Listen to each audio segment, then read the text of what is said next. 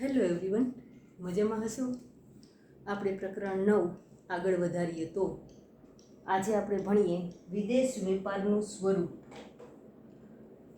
આપણે ગઈકાલે વિદેશ વેપારના કારણો જોયા. હવે વિદેશ વેપારનું સ્વરૂપ કેવું છે એનો અભ્યાસ આજે કરવાનો છે. તો સ્વરૂપના 10 મુદ્દા છે. સૌથી પહેલી બાબત, વિદેશ વેપારના સ્વરૂપમાં વિદેશ વેપારમાં સાધનની ભૌગોલિક તથા વ્યવસાયિક ગતિશીલતા ઓછી હોય છે. ઉત્પાદનના ચારે ચાર સાધનો આંતરિક વેપાર હોય તો ગતિશીલતા સરળ હોય અને એક જગ્યાએથી બીજી જગ્યાએ જવા માટે કોઈ પણ પ્રકારના પાસપોર્ટની જરૂર નથી, કોઈ પણ દેશની મંજૂરીની જરૂર નથી. એટલે આ ઉત્પાદનના ચારે ચાર સાધનોની વ્યવસાયિક અને ભૌગોલિક બધી ગતિશીલતા પૂરેપૂરી હોય. પરંતુ વિદેશ વેપાર છે ત્યારે ઉત્પાદનના સાધનોની ભૌગોલિક તથા વ્યવસાયિક ગતિશીલતા ઓછી હોય છે, કારણ કે ઘણા દેશ મંજૂરી જ નથી આપતા, એટલે ત્યાં નથી લઈ જઈ શકાતી. ઘણી મૂડી એવી રોકાયેલી હોય છે કે વિદેશમાં રોકવી જોખમ હોય છે, એટલે મૂડી પણ ત્યાં નથી જઈ શકતી. શ્રમિકોને ઘણા બધા દેશ છે પરવાનગી જ નથી આપતા, તો ઈચ્છે છતાંય એ વિદેશમાં નથી જઈ શકતા. હા, નિયોજન શક્તિ છે એ શ્રમિકો કરતાં વધુ ગતિશીલ હોય, કારણ કે એ અહીંયા રહીને પણ ત્યાં નિયોજન શક્તિનો ઉપયોગ કરીને પોતાનો વ્યવસાય ચલાવી શકે છે. એટલે નિયોજન શક્તિ છે શ્રમિક કરતાં વધુ ગતિશીલ હોય, પણ જમીનની ભૌગોલિક ગતિશીલતા તો સાવ શૂન્ય હોય છે. આંતરિક વેપાર હોય તો જમીનની ભૌગોલિક ગતિશીલતા હોય. જો જમીન બે પ્રકારની ગતિશીલતા ધરાવે, એક વ્યાવસાયિક અને ભૌગોલિક. તો જમીનની વ્યાવસાયિક ગતિશીલતા, તો જમીન વ્યાવસાયિક રીતે, ભૌગોલિક રીતે તો જમીન જરાય એક જગ્યાએથી બીજી જગ્યાએ ખસી જ ન શકે. જમીનનો એક ટુકડો એક જગ્યાએથી બીજી જગ્યાએ લઈ જઈ શકાતો નથી, એટલે જમીનની ભૌગોલિક ગતિશીલતા તો હંમેશા શૂન્ય હોય એમ કહી શકાય. પણ જમીનની વ્યાવસાયિક ગતિશીલતા હોય, કારણ કે પૃથ્વીના પેટાળમાં જે કંઈ થાય છે એને પણ જમીન કહેવાય જમીનની વ્યાખ્યા મુજબ. તો પૃથ્વીના પેટાળમાં જે ખનિજો થાય છે તો એ ખનિજ છે એ ગતિશીલ છે. પેટ્રોલિયમ પેદાશો જે જમીનમાંથી નીકળે છે, ક્રૂડ ઓઇલ, આ એક દેશમાંથી બીજા દેશમાં હેરફેર થઈ શકે છે, તો એને વ્યાવસાયિક ગતિશીલતા છે એમ કહી શકાય. પરંતુ એની ભૌગોલિક ગતિશીલતા તો સાવ શૂન્ય હોય છે. એટલે જમીનની ભૌગોલિક ગતિશીલતા સાવ શૂન્ય છે અને વ્યાવસાયિક ગતિશીલતા ઓછી થઈ જાય છે. દેશની અંદરને અંદર વ્યાવસાયિક ગતિશીલતા વધુ હોય છે. એટલે પહેલું સ્વરૂપ કે એ વ્યાવસાયિક રીતે ઓછું ગતિશીલ હોય. ત્યાર પછી વિવિધતા ધરાવતી વસ્તુઓનો વેપાર. આંતરરાષ્ટ્રીય વેપાર ત્યારે જ શક્ય બને છે કે જે વસ્તુ આપણા દેશમાં ઉત્પન્ન નથી થતી એ બીજા દેશમાંથી લઈ આવી, અથવા તો બીજા દેશમાં ઉત્પન્ન નથી થતી એવી વસ્તુ આ દેશમાંથી લઈ જવી. એટલે વિદેશ વેપારમાં અનેક પ્રકારની વિવિધતાવાળી વસ્તુઓ લોકો વાપરતા થાય છે, એની સેવાઓ ઉપલબ્ધ થાય છે અને વિવિધ જીવન ધોરણ તથા નવી જીવનશૈલી વિકસે છે અને લોકો એકબીજાની સામાજિક અને સાંસ્કૃતિક રીતે નજીક આવે છે, એટલે નવી નવી પદ્ધતિથી જીવતા થાય છે. વિદેશ વેપારની સફળતા અને સમૃદ્ધિનો આધાર પણ આ વિવિધતા ઉપર જ છે ને. આપણને એકને એક વસ્તુથી ઝડપથી કંટાળો આવી જતો હોય છે, એટલે આપણને વસ્તુ વિવિધતા જોતી હોય છે. દાખલા તરીકે જે દેશમાં વીજળીનું ઉત્પાદન ખૂબ ઓછું છે, વીજળીની તંગી છે, કટોકટી છે, તો ત્યાં હાથેથી જે પંખા નાખવાના હોય છે એવા પંખાનું વેચાણ વધુ થતું હોય છે. જાપાનીઝ લોકોના પિક્ચરો કે એની સિરિયલો કે એને તમે જોયા હોય તો એના હાથમાં એક સરસ મજાના હાથ પંખા જેવું હોય છે. તો આવા હાથ પંખાઓ, ત્યાં વીજળીનું, એ તો એક ડ્રેસ કોડ છે એનો, ત્યાં વીજળીની કમી નથી, પરંતુ જ્યાં વીજળીની કમી છે તો ત્યાં હાથ સંચાલિત પંખાઓની જરૂરિયાત વધુ થાય, તો એવી વસ્તુ વધુ વેચાતી હોય છે. અને જ્યાં વીજળીની ઉત્પાદન વધુ છે તો જ્યાં વીજળી વધુ ઉત્પન્ન કરતા દેશો છે ત્યાં સ્વયં સંચાલિત કેટલાય મશીનો, એની માંગ વધુ હોય છે. એટલે કયા પ્રકારની વિવિધ વસ્તુઓની માંગ વિવિધતા ધરાવતા દેશોમાં જોવા મળતી હોય છે. જ્યાં જે નથી ત્યાં એને એ વસ્તુ જોતી હોય છે. ત્રીજી વસ્તુ પડકારજનક સ્વરૂપ. વિવિધતા. ત્રીજી વસ્તુ છે પડકારજનક સ્વરૂપ છે. વિદેશ વેપારનું સ્વરૂપ ખરેખર પડકારજનક છે, કારણ કે બધી જ વ્યક્તિઓ વિદેશ વેપાર કરી નથી શકતા. વિવિધ દેશમાં વિવિધ પ્રકારની આબોહવા છે, ભાષા છે, સંસ્કૃતિ છે, રિવાજો છે, રુચિ છે, પસંદગી છે, ટેવો છે. આપણા દેશના લોકોની રુચિ પસંદગી મુજબ ઉત્પાદન કરીએ કે આપણને અંદાજ આવે કે કઈ વસ્તુની માંગ આવશે, તો ઉત્પાદક એવી જ વસ્તુનું ઉત્પાદન કરી શકે. જ્યારે અન્ય દેશમાં આવી બધી વસ્તુઓ જાણવી બહુ મુશ્કેલ થઈ જતી હોય છે. એટલે આવા બધા જ અવરોધોને પાર કરીને વેપાર કરવાનો હોય છે. એટલે વિદેશ વેપારમાં પડકાર ઘણા બધા હોય છે. અને વિદેશ વેપાર માટે રાજનયિક પ્રયત્નો એટલે માત્ર વેપારના પ્રયત્નો કરવાથી ના જાય, એક દેશની સરકાર બીજી દેશની સરકાર સાથે પણ પ્રયત્નો કરે, સંબંધો કરે. ચોથી વસ્તુ રાજનયિક પ્રયત્નો.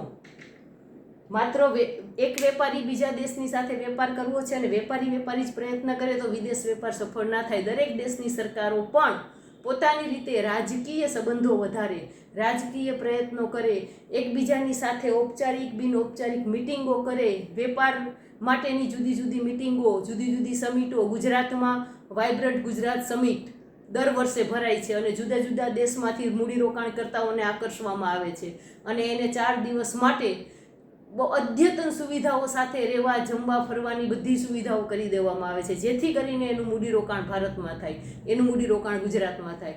તો આવી વેપાર વધારવા માટેની સમિટો, મિટિંગો યોજવી પડે છે. એટલે આ કરવા માટે તો રાજ્યએ અથવા તો દેશ અને સરકારે જ પ્રયત્ન કરવા પડે. ગુજરાત રાજ્યની નીતિઓ, સંસ્કૃતિઓ, આ બધાની માહિતી જ્યારે વાઇબ્રન્ટ ગુજરાત સમિટ ભરાય ત્યારે આપવામાં આવતી હોય છે અને આપણી કલ્ચર એને બતાવવામાં આવે છે. એનું સ્વાગત કરવા માટે જુદા જુદા રંગ વેશભૂષાના કાર્યક્રમો કરવામાં આવે છે અને એ રીતે વિદેશી મૂડીરોકાણકર્તાને દેશમાં આકર્ષવામાં આવે છે. દરેક દેશની રાજકીય અને કાયદાકીય બાબતો અલગ અલગ હોય અને એટલે આ બધી જ સંસ્થાઓ તથા આર્થિક નીતિઓ અને એના આર્થિક નીતિઓ પણ દરેક દેશની અલગ અલગ હોવાની છે. એટલે વેપારીઓ ઉત્પાદન અને વેચાણ તથા પ્રચાર પ્રસારના પ્રયત્નોની સાથે રાજનૈતિક પ્રયત્નો પણ કરવા જરૂરી હોય છે. એટલે એક દેશનો બીજા દેશની સાથે વેપાર કરવા માટે બે દેશના વડાપ્રધાનો અને રાજકીય રીતે પણ એકબીજા સાથેના સંબંધો સારા રાખે. જો દુશ્મની ઊભી થાય તો વેપાર ઉપર સીધા પ્રતિબંધો આવી જાય. ભારત પાકિસ્તાનની સરહદ ઉપર નાના નાના છમકલા થયા કરતા હોય છે, એટલે અમુક વસ્તુઓની ખરીદ વેચાણ ઉપર પ્રતિબંધ કરી દેતા હોઈએ છીએ. ચીન સાથે અત્યારે જે કંઈ ફાઇટ ચાલે છે કોવિડ આવ્યા પછીથી, તો કેટલી બધી એપ ઉપર આપણે પ્રતિબંધ મૂકી દીધો છે. તો આવી બધી જ્યાં સંબંધો સારા છે ત્યાં વિદેશ વેપાર સરળ બની જાય છે, પરંતુ સંબંધો જો દેશના બગડે તો વિદેશ વેપાર ઉપર પણ એની અસર થતી હોય છે. પાંચમું, વિવિધ ચલણોના ભાવ. વિવિધ ચલણના ભાવ અંગેની અટકળો.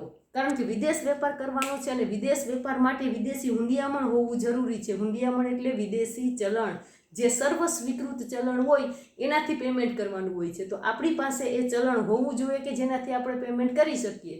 બે શબ્દો બરાબર યાદ રાખવાના છે, વિદેશી ચલણ એટલે હુંડિયામણ અને હુંડિયામણનો દર એટલે એ જે હુંડિયામણનો દર એટલે એક વસ્તુ કે જે દરે એક દેશના ચલણનું બીજા દેશના ચલણમાં રૂપાંતર થાય.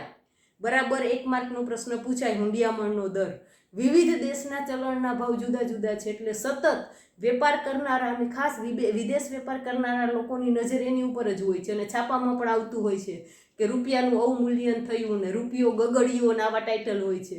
એટલે ડોલરના સંદર્ભમાં રૂપિયાનું મૂલ્ય ઘટતું જાય, એટલે આપણે આયાત અને નિકાસ આ બંને જ પ્રવૃત્તિ, જે વિદેશ વેપારની પ્રવૃત્તિ છે એની ઉપર સીધે સીધી અસર થાય. એટલે વિવિધ ચલણોના ભાવ, તેના મૂલ્યની અટકળો, આ બધું જ. અને જો આ ભાવમાં વધારો ઘટાડો વધારે થતો હોય તો વેપારીઓને નુકસાન પણ થઈ શકે છે. માટે આ અંગેની વેપારીઓ કેટલીક વાર નિષ્ણાતોની સલાહ પણ લેતા હોય છે કે હવે બજારની રૂખ કેવી રહેશે, અને હવે તો રૂપિયો પણ એની ઉપર સરકારનું નિયંત્રણ છે જ નહીં. માંગ અને પુરવઠા દ્વારા ચલણનું મૂલ્ય નક્કી થાય છે, એટલે બજારની રૂખ જાણવી પડે કે ભાઈ આવા સંજોગોમાં ખરીદ કરવી સારી પડશે કે વેચાણ કરવું સારું પડશે. એટલે આયાત નિકાસ કરતા હોઈએ આ વિવિધ ચલણના ભાવ ઉપર પણ એક નજર રાખવી પડે છે. ત્યાર પછીનું છઠ્ઠું છે વિવિધ રાષ્ટ્રો અને આંતરરાષ્ટ્રીય સંસ્થાઓના સંયુક્ત પ્રયાસો.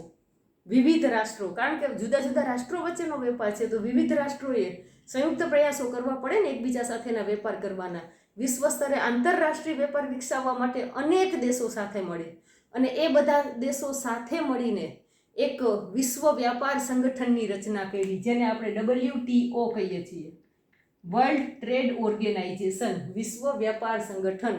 ભારત આનું સભ્ય બન્યું 1995માં. ભારત સભ્ય બન્યું વિશ્વ વ્યાપાર સંગઠન, કે જે વૈશ્વિક સ્તરે માલ સામાનની હેરાફેરી થાય છે ત્યારે એની ગુણવત્તા નક્કી કરે છે. અને એમાંય ખાસ કરીને ખેતીજન્ય ઉત્પાદન વસ્તુઓની ગુણવત્તા ખૂબ હાઈ રાખી છે. એટલે ભારતીય નિકાસ તો સૌથી વધારે ખેતીજન્ય જ હોય, એટલે આપણે એ ગુણવત્તાના માપદંડો સુધી પહોંચવું પણ પડકારજનક હોય છે. એટલે વિશ્વ વ્યાપાર સંગઠન સૌથી વધારે મહત્વનું છે વિવિધ રાષ્ટ્રોમાં વેપાર કરવા માટે, અને એ કાયદાઓ બનાવે છે, નીતિ નિયમો બનાવે છે, ગુણવત્તાના ધોરણો નક્કી કરે છે, અને એ ધોરણો મુજબ અને એ નીતિઓ મુજબ વેપારનું સ્વરૂપ નક્કી થાય છે, અને એને અનુરૂપ દરેક વેપારીઓ જુદા જુદા દેશમાં વેપાર કરે છે. એટલે દેશમાં સામાજિક અને સાંસ્કૃતિક જૂથોએ વેપારને ખુલ્લા મને સ્વીકારવો પડે, અને પછી જ દરેક દેશના વિવિધ ઉદ્યોગોના સંગઠનો વેપાર કરવા માટે સહકાર આપવો જોઈએ, અને એ જ રીતે એકબીજાને સહકાર આપે, સંગઠનો એકબીજાને મદદરૂપ થાય, અને જો કાંઈ પ્રશ્નો ઊભા થાય તો WTO વર્લ્ડ ટ્રેડ ઓર્ગેનાઇઝેશન એના માટે નીતિ નિયમો અને કાયદાઓ બનાવે છે, એને અનુરૂપ વિદેશ વેપાર ચાલે છે. ત્યાર પછી આવે છે રાજકીય અને સામાજિક વિચારધારાઓની અસર. વિદેશ વેપારનું કદ અને દિશા પર રાજકીય અને સામાજિક વિચારધારાઓની અસર છે. આપણે સ્વતંત્ર થયા પછીથી આપણે બહુ બધા પ્રતિબંધો મૂકેલા હતા. વિદેશી મૂડીરોકાણ તો જોઈએ જ નહીં, કારણ કે આપણને બીક હતી. અંગ્રેજો વેપાર કરવા આવ્યા હતા અને પછી રાજ કરવા માંડ્યા હતા. એટલે આપણી સરકાર અન્ય દેશો સાથેના આ વિદેશ વેપારમાં બહુ ડરતી હતી. એટલે આપણે આયાતો ઉપર પણ ઘણા બધા પ્રતિબંધ મૂક્યા હતા, વિદેશી મૂડીરોકાણ ઉપર પણ ઘણા બધા પ્રતિબંધ મૂક્યા હતા. પણ 1991માં જે નવી આર્થિક નીતિ આવી, પછીથી ઉદારીકરણ, ખાનગીકરણ, વૈશ્વિકીકરણ થયું, અને પછીથી આ બધા જ જે પ્રતિબંધો અને નિયમનો હતા એને દૂર કરી દીધા, નહીં તો દેશનો વિકાસ થાય એમ જ નહોતો. એટલે પહેલાં પરિસ્થિતિ એવી હતી કે દૂધનો દાજેલો છાશ પણ ફૂંકીને પીવે. એટલે આવા ઘણા બધા પ્રતિબંધો અને નિયંત્રણો હતા. એટલે દરેક દેશની સરકાર અને એ સરકાર ના પોતપોતાના નીતિ નિયમો હોય છે, અને એની પોતપોતાની વિચારધારા હોય છે. વિશ્વયુદ્ધ જેવી ઘટના બને ત્યાર પછી શું થાય છે તો કે દેશો વચ્ચે વેપારના સંબંધો બગડે. વિશ્વયુદ્ધ ના થાય તો જુદા જુદા સરહદો ઉપર, આસપાસના જે સરહદો ઉપર અટતા હોય એવા ચીન ઘડીએ અને વળીએ આપણી ઉપર કંઈક ને કંઈક હળિયું કર્યા જ કરે છે. પાકિસ્તાન બીજી બાજુથી હળી કરે છે. તો આવા સંજોગોમાં એ દેશ સાથેના સંબંધો બદલતા હોય છે, અને એટલે આપણી એની સાથેના સંબંધોની વિચારધારા બદલે એટલે આયાત નિકાસ વસ્તુઓ ઉપર ઘણા બધા પ્રતિબંધો આવી જતા હોય છે. એટલે દરેક દેશની વિચારધારા કેવી છે એ પ્રમાણે જુદા જુદા દેશ સાથે સંબંધ રહી, અને એ રીતે એ દેશ સાથેનો વિદેશ વેપાર શક્ય બને છે. ત્યાર પછીનું આવે છે અત્યંત મોટા પાયાના વેપારો. વિદેશ વેપાર છે એ કંઈ નાની વસ્તુ નથી. અનેક દેશો વસ્તુની માંગ કરે છે, અને અનેક દેશને જરૂરિયાત પૂરી કરવા માટે કેટલી બધી વસ્તુઓનું ઉત્પાદન કરવું પડતું હોય છે. એટલે વિદેશ વેપારનું કદ અત્યંત મોટું હોય છે, અને એ વિશાળ કદની સાથે અનેક દેશો, અસંખ્ય વસ્તુ, જુદા જુદા દેશના જુદા જુદા કાયદાઓ અને આંતરરાષ્ટ્રીય સંસ્થાઓ બધા જ એમાં સંકળાયેલા હોય છે. એટલે એનું સ્વરૂપ વધારે મોટું હોય છે. એટલે વિદેશ વેપાર એ મોટા સ્વરૂપે વેપાર હોય છે. ત્યાર પછી વધુ પ્રમાણમાં કરવેરા અને પરવાનગીઓ. વિદેશ વેપાર છે સ્વાભાવિક છે, એક દેશમાંથી બીજા દેશમાં વસ્તુ આવે એટલે આયાત નિકાસ, જકાત. સૌથી પહેલાં તો જકાતો ભરવાની થાય. બીજું, બીજા દેશમાં વેપાર કરવો છે એટલે ત્યાં પરવાનગી લેવાની થાય. ખુદના દેશમાંથી પાસેથી પણ પરવાનગી લેવાની છે, અન્ય દેશ પાસેથી પરવાનગી લેવાની છે, વેચાણ માટેની પરવાનગી લેવાની છે, કઈ વસ્તુનું વેચાણ કરવાનું છે એની ચકાસણી કરવાની થાય. તો એ ચકાસણીમાંથી એ પાર ઉતરવું પડે. ત્યાર પછી ગુણવત્તાની ચકાસણી થાય, અને ચકાસણી થયા પછી એ ગુણવત્તાનું સર્ટિફિકેટ મેળવવું પડે. ખાસ કરીને WTO વર્લ્ડ ટ્રેડ ઓર્ગેનાઇઝેશને ગુણવત્તાના ધોરણો બહુ ઊંચા લાવી દીધા છે. તો એ ગુણવત્તાના ધોરણોમાંથી પાસ થવું પણ મહત્વનું છે. ટ્રાન્સપોર્ટની વ્યવસ્થા દર્શાવતા પુરાવા. તમે એમ કહી દો કે એની સાથે ડીલ કરી દો અને અમે વસ્તુ મોકલી દેશું, એમ નહીં. તમે કઈ રીતે કયા સાધનનો ઉપયોગ દ્વારા અને કેટલા દિવસમાં, અને એ સાધન એ શું છે અને શું કામ કરે છે, એ બધી જ વસ્તુઓના પુરાવા ત્યાં મોકલવા પડે છે. એટલે આ પ્રોસેસ બહુ લાંબી થઈ જાય છે. ખાદ્ય વસ્તુઓ અને દવાની ગુણવત્તાના ધોરણો જુદા જુદા દેશના જુદા જુદા હોય છે. અમુક દવાઓ ઉપર અમેરિકામાં પૂર્ણ પ્રતિબંધ હોય છે, તો આપણે છૂટથી ખાઈએ છીએ. એવી ઘણી બધી દવાઓ છે કે અમેરિકામાં મેડિકલ ક્ષેત્રે એની ઉપર સંપૂર્ણ પ્રતિબંધ છે, અને ભારતમાં છૂટથી વેચાય છે. તો જુદા જુદા દેશના ખાદ્ય વસ્તુઓના, દવાઓના જુદા જુદા ધોરણો હોય, જુદા જુદા કાયદાઓ હોય. એટલે એ દેશના કાયદાઓ મુજબ એ વસ્તુઓ ત્યાં પ્રોવાઈડ કરવી થતી હોય છે. એટલે વધુ પ્રમાણમાં કરવેરા અને વધુ પ્રમાણની પરવાનગીઓમાંથી પસાર થવું પડે છે. એટલે વિદેશ વેપાર પડકારજનક છે. ત્યાર પછી છેલ્લો મુદ્દો આવે હરીફાઈ અને જોખમની ઊંચી માત્રા. વિદેશ વેપાર છે એટલે સ્વાભાવિક જ છે હરીફાઈ અને જોખમની ઊંચી માત્રા રહેવાની છે.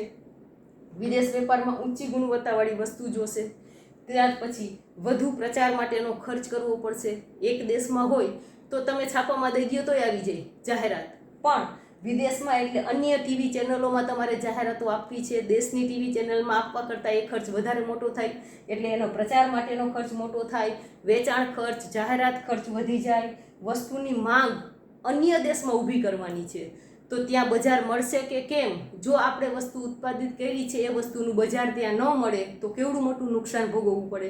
એટલે વિદેશ વેપાર હરીફાઈ પણ સૌથી વધારે છે અને જોખમો પણ વધારે છે, કારણ કે આપણે જે વસ્તુનું ઉત્પાદન કરીએ છીએ એવા બીજા દેશો પણ કરતા હોય છે. તો ગુણવત્તાની દ્રષ્ટિએ આપણી વસ્તુ એનાથી ચડિયાતી હશે તો બીજા દેશના લોકો આપણી પાસેથી ખરીદશે, નહીં તો બીજા પાસેથી ખરીદી લેશે. એટલે ગુણવત્તાની દ્રષ્ટિએ ઊંચી હોવી જોઈએ અને કિંમતની દ્રષ્ટિએ એના કરતાં સસ્તી હોવી જોઈએ. તો હરીફાઈ પણ આપણે પૂરેપૂરી હોય છે વૈશ્વિક લેવલે, એટલે હરીફાઈનો સામનો કરવાનો છે, ગુણવત્તાસભર વસ્તુ આપવાની છે. અને જોખમ, જો બજાર ન ઊભું થઈ શક્યું અથવા તો આપણી વસ્તુની માંગ ન થઈ અથવા બીજાની વસ્તુ ગમે ને આપણી ન લઈએ, તો આવા સંજોગોમાં કરોડો અને અબજો રૂપિયાનું નુકસાન થાય. કારણ કે વિદેશ વેપાર અત્યંત મોટા પાયાનો વેપાર છે, ત્યાં થોડીક વસ્તુઓનું ઉત્પાદન થઈને વેચવા જવાતું નથી. આ આખું વિદેશ વેપારનું સ્વરૂપ, એના આ 10 મુદ્દા છે અને મુખ્ય બાબતો મેં આખી બોર્ડમાં આપી દીધેલી છે. એ પ્રમાણે એની તૈયારી કરવાની રહેશે. નમસ્તે.